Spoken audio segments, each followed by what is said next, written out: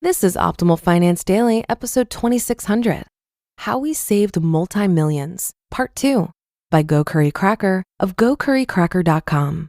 And I'm your host and personal finance enthusiast, Diana Merriam.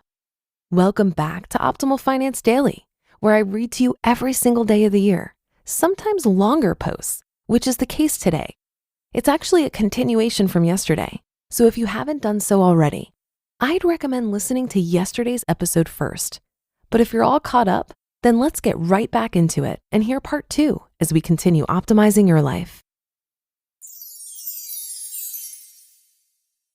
How We Saved Multi-Millions, Part 2, by Go Curry Cracker of GoCurryCracker.com. Saving a high percentage of income. To save a high percentage of income, we did unconventional things. For years, my main form of transportation was a bicycle I bought on Craigslist for $50. I later sold it for $60. Owning a car sucks. We lived in a walkable neighborhood. That wasn't an accident. We will be renters for life.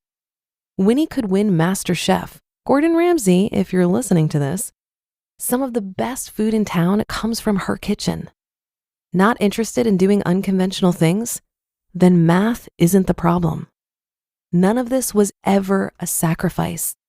Why would we spend all of our money to buy a lot of versatile solutions for modern living when we could be buying our freedom instead?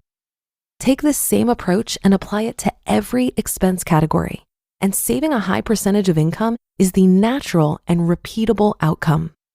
For more on this philosophy, I recommend reading Your Money or Your Life. It's available for free from every library and can be purchased for as little as 1 cent on Amazon. The miracle of compound interest. Saving a high percentage of income is only half the battle. You can't just put fat stacks of cash under your mattress and expect to get rich.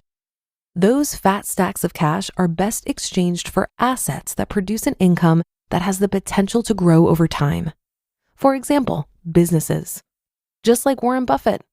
But for better or worse, we don't have enough money to buy whole businesses all at once. So we buy just a small part.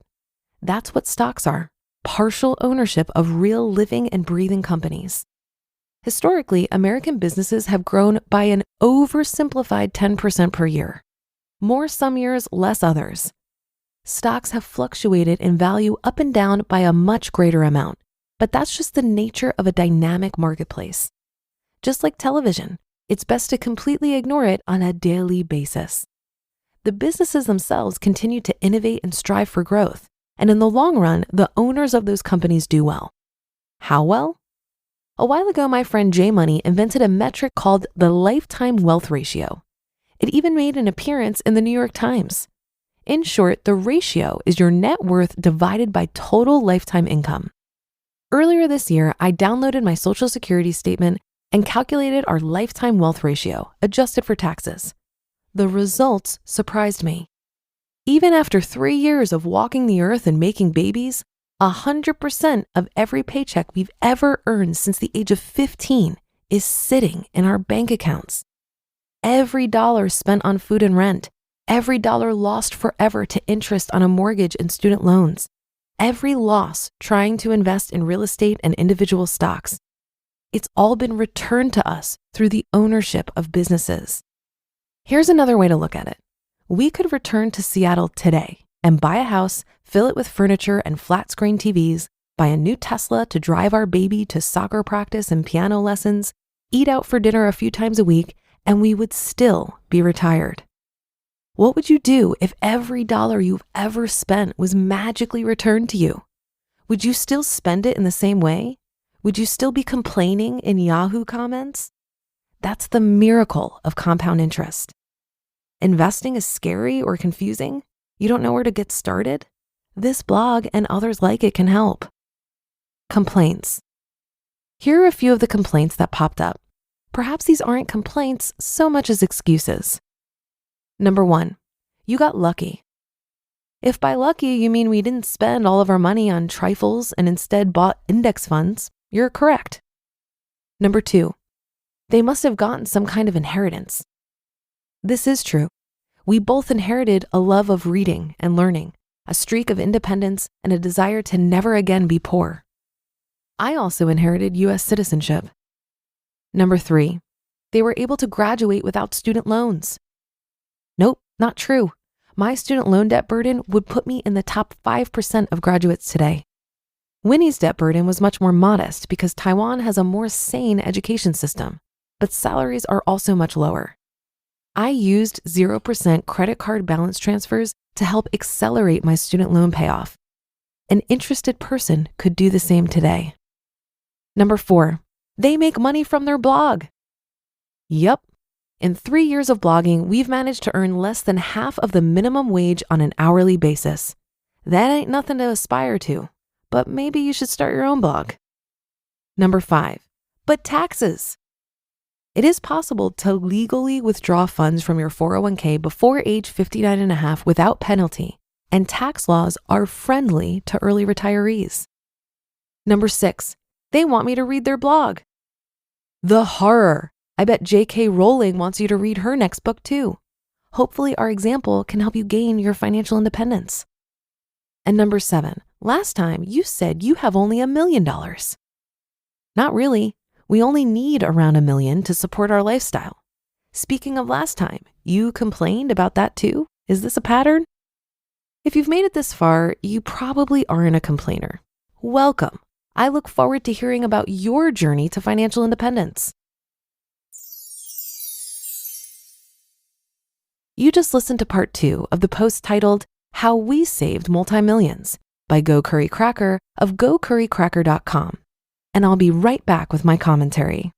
Something always comes up when you're running a small business. Any business owner will tell you that. Running a business is just plain hard. Endless to-do lists, employees to take care of, and your ever-present bottom line. So if you're a small business owner, kudos to you for staying on top of it. And now I have a solution for you. I want to tell you about Gusto.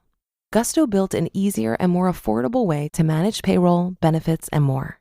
They help over 300,000 businesses by taking the pain out of tasks like automated payroll tax filing, direct deposit, health insurance administration, 401k, onboarding tools.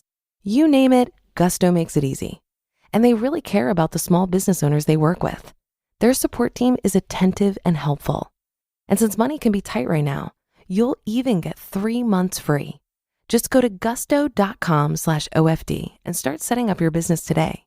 You'll see what I mean when I say easy. Again, that's 3 months of free payroll at gusto.com/OFD. What I like about Go Curry Cracker's approach to saving a large percentage of his income is that he had a genuine interest in living differently. Financial freedom was way more interesting to him than consumerism. Also notice that there is not a shred of deprivation in his explanation. He liked riding his bike to work. Winnie enjoyed cooking and they ate well. They didn't suffer through eating rice and beans every day, which is the typical assumption when one states they're saving money. They made very intentional decisions to live in walkable neighborhoods close to work. The tough thing about sharing one's story publicly is that often the details will be presented out of context or not comprehensively. Most content consumers don't have the attention span to sit through a comprehensive explanation of how another person became financially free. And those that do read books about early retirees. But I think bloggers like Go Curry Cracker, his name is Jeremy Jacobson, by the way, do a great job of using the power of concise words to inspire us to want to learn more. If you want to hear more from Jeremy, watch his TEDx talk titled Reimagine Retirement. But that's going to do it for today. Thank you for being here and listening every day. And I'll see you tomorrow with more Optimal Finance Daily, where your optimal life awaits.